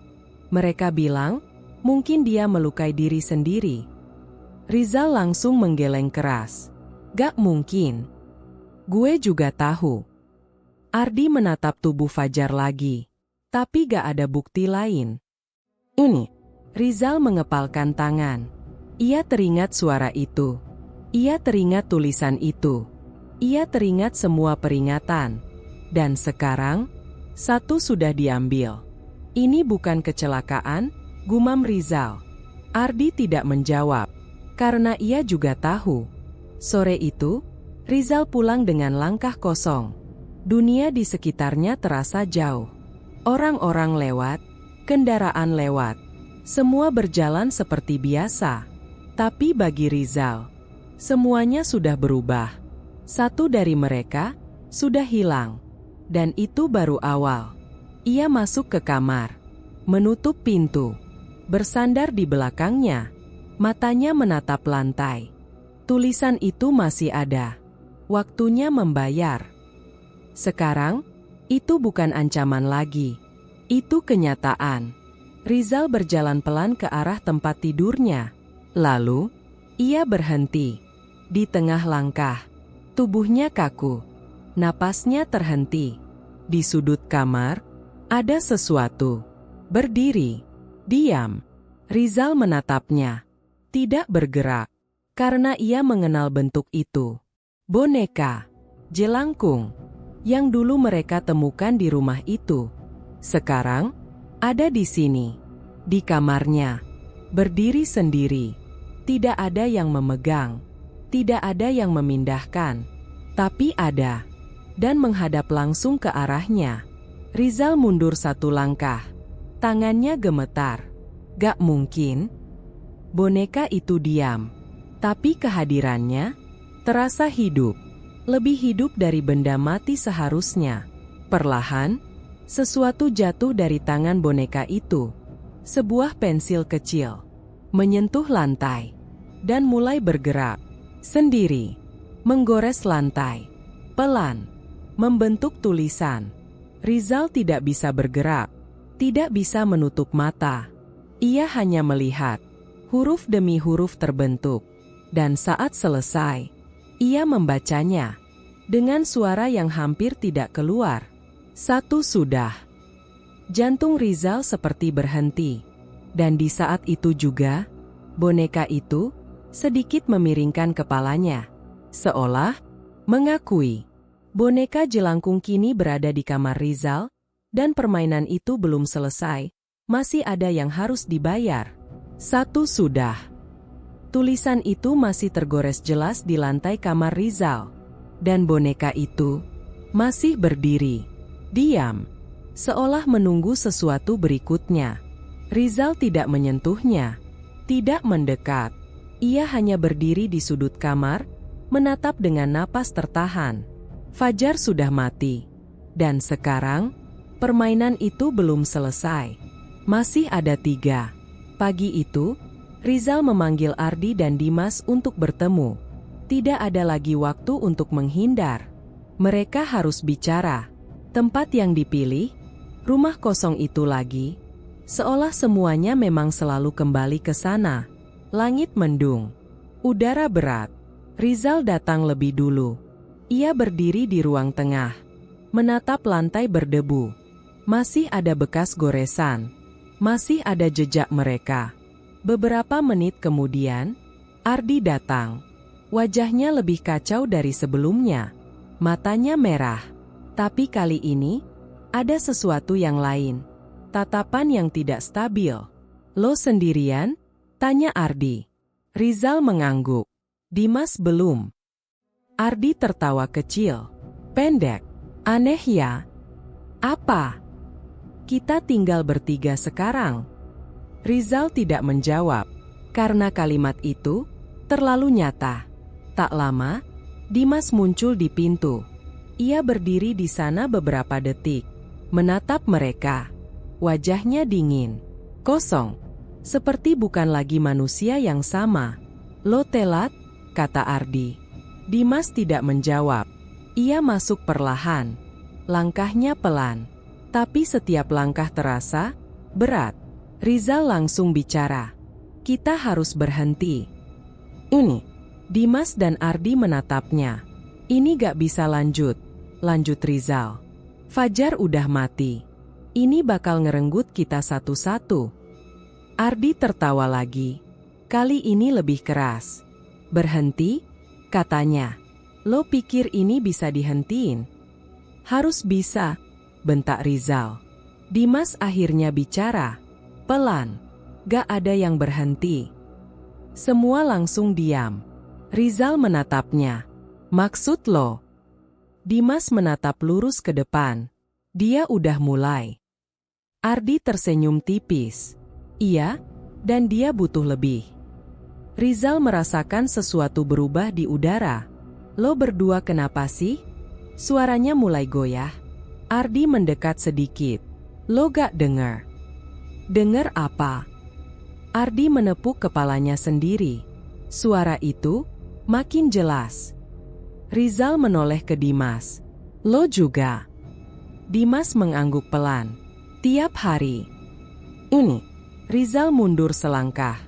Mereka nyuruh apa? Ardi dan Dimas saling pandang.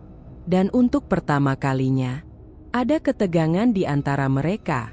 Nyata. Tajam. Dia bilang, Ardi mulai bicara. Harus ada yang pergi lagi.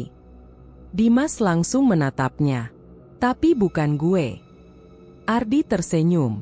Bukan gue juga. Udara langsung terasa sesak. Rizal menggeleng. Jangan mulai. Lo yang mulai. Bentak Dimas tiba-tiba. Rizal terkejut. Lo yang ngajak kita ke sini. Itu kita semua, balas Rizal. Enggak, kata Dimas dingin. Lo yang pertama percaya. Ardi ikut menimpali. Dan sekarang lo mau keluar? Enak aja. Rizal merasa terpojok. Gue cuma mau kita selamat. Selamat? Ardi tertawa keras. Dari awal kita udah gak selamat? Ini. Detik-detik itu terasa panjang. Dan di antara mereka, ada sesuatu yang berubah. Bukan lagi teman, tapi ancaman. Jadi siapa? Tanya Ardi pelan. Rizal menegang. Apa? Yang harus pergi. Dimas langsung menatap Ardi. Lo pikir gue bakal diam aja? Ardi mengangkat bahu. Gue juga gak mau. Rizal mundur. Berhenti. Ini yang dia mau. Tapi mereka tidak mendengar. Atau tidak mau mendengar. Karena suara itu sudah lebih kuat, lebih dalam.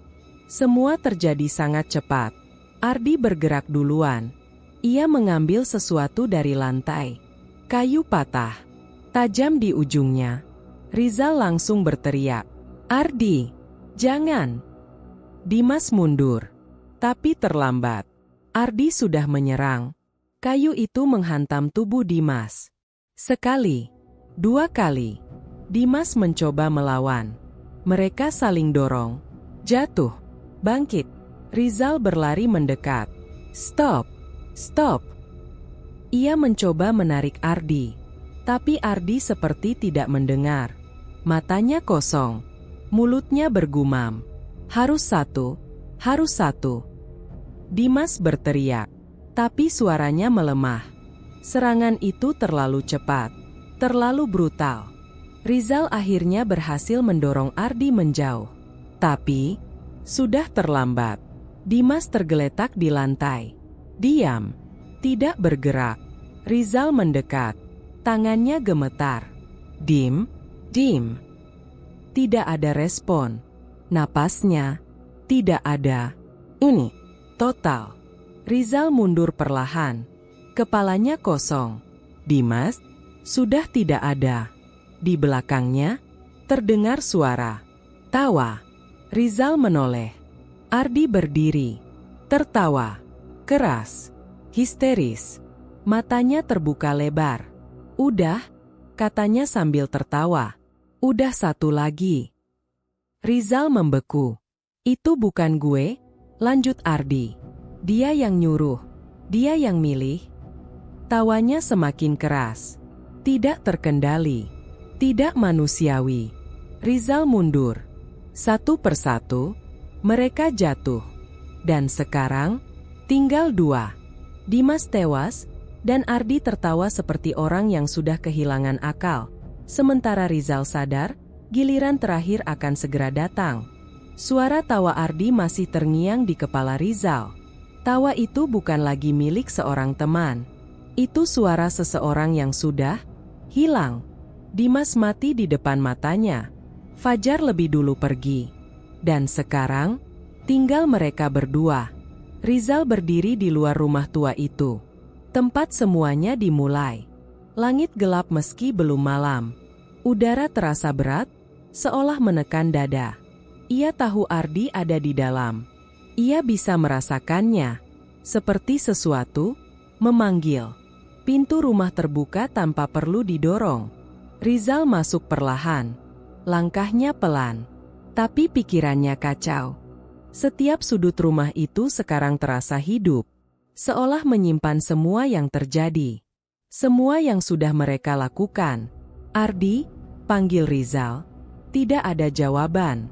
Hanya gema suaranya sendiri. Ia melangkah lebih dalam. Menuju ruang tengah. Tempat ritual itu terjadi. Tempat semuanya dimulai. Dan di sana, Ardi berdiri. Membelakangi.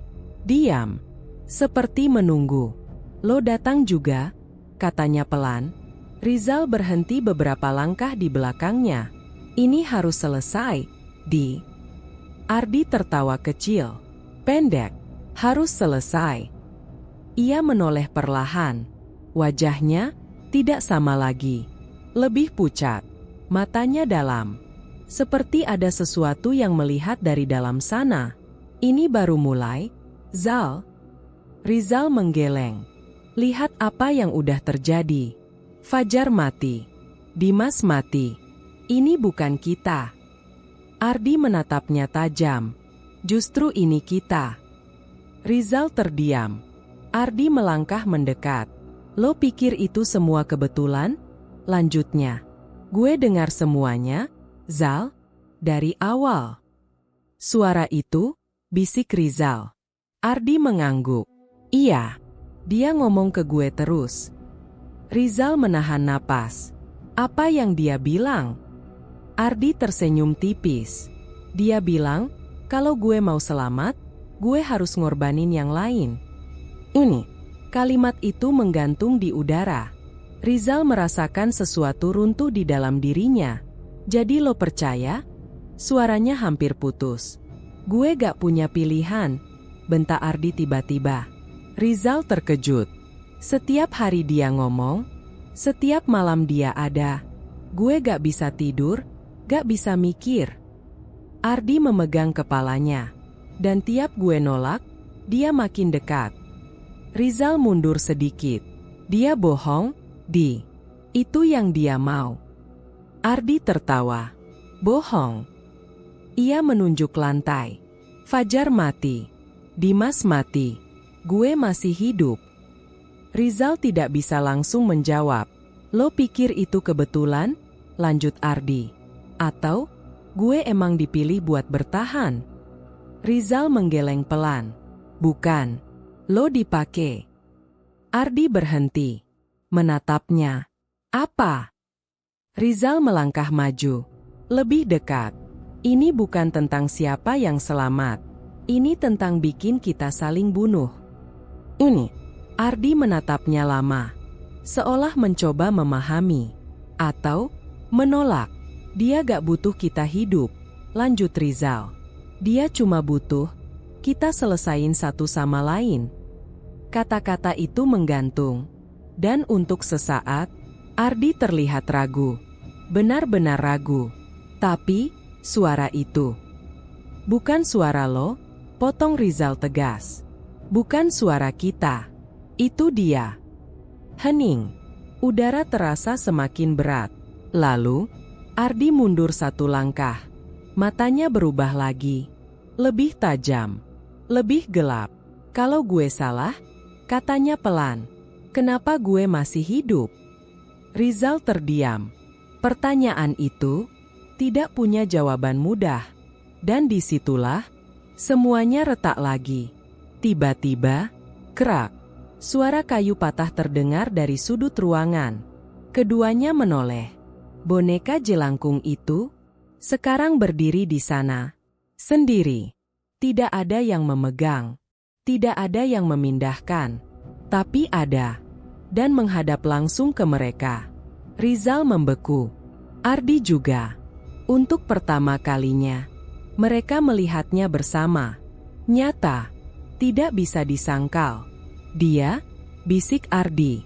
Boneka itu tidak bergerak, tapi kehadirannya menekan. Seperti pusat dari semuanya. Perlahan, tangannya bergerak. Kaku, patah-patah, mengambil pensil kecil di lantai. Rizal ingin mundur, tapi tubuhnya tidak bergerak. Ardi juga.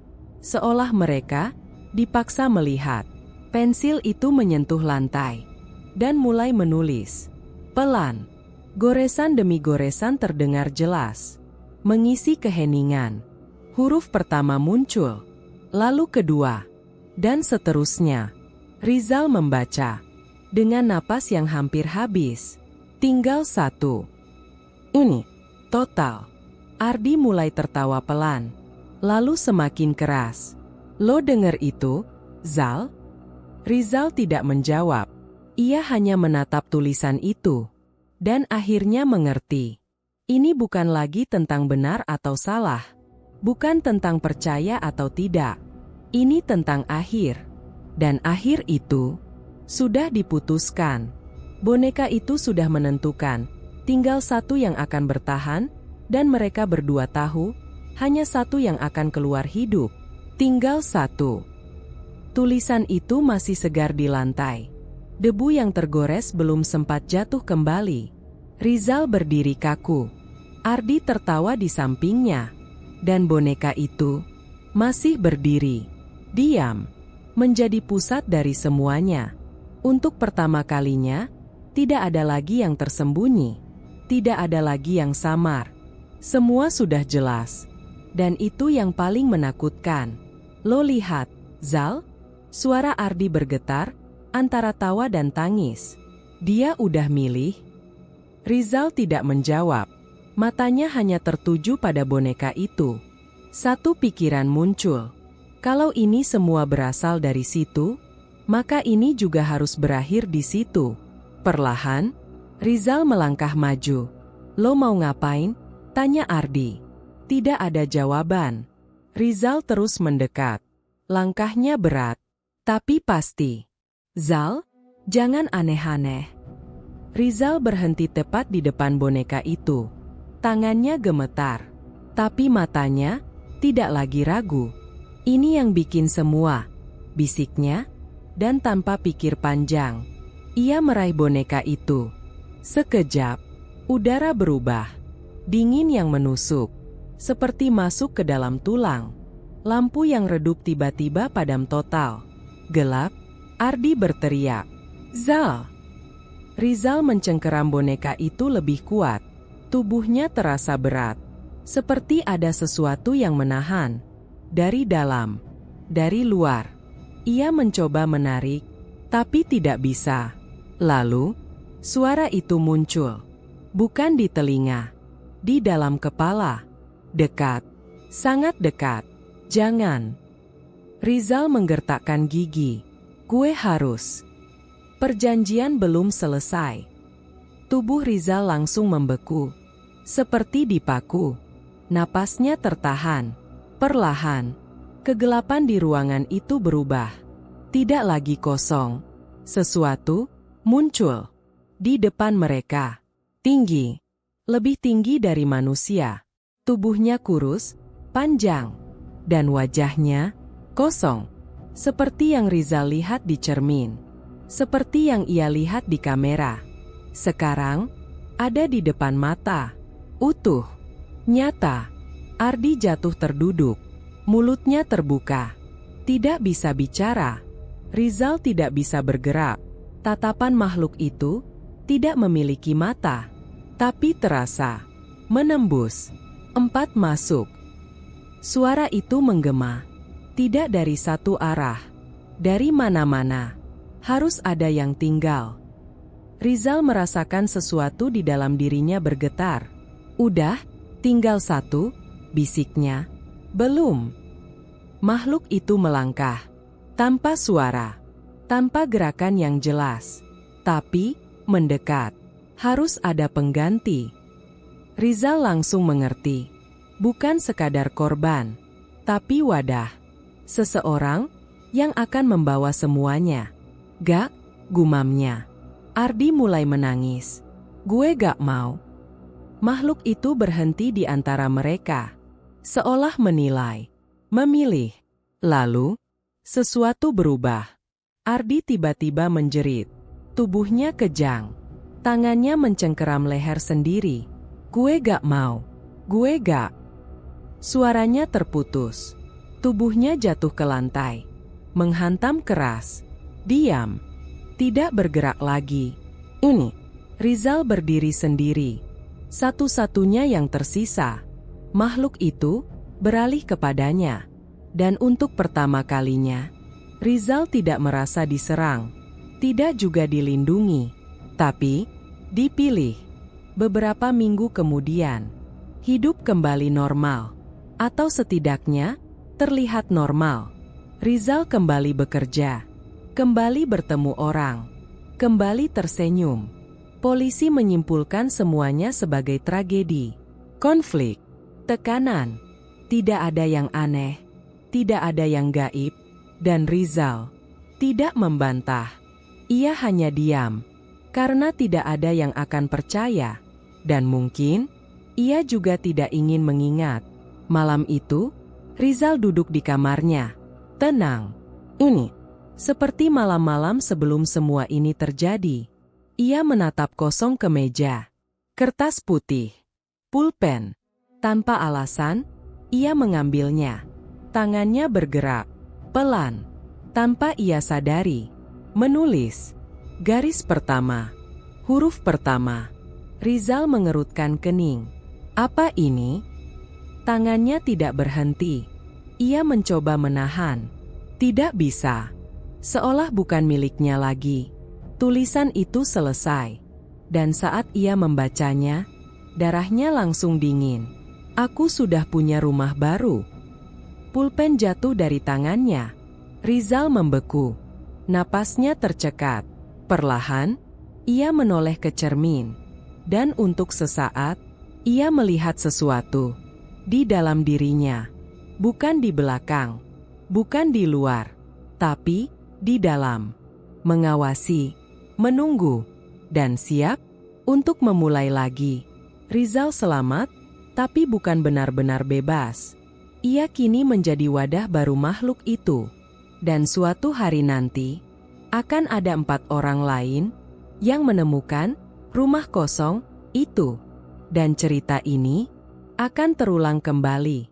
Kalau kamu suka cerita horor psikologi seperti ini, yang pelan tapi bikin merinding dan kepikiran terus, jangan lupa subscribe.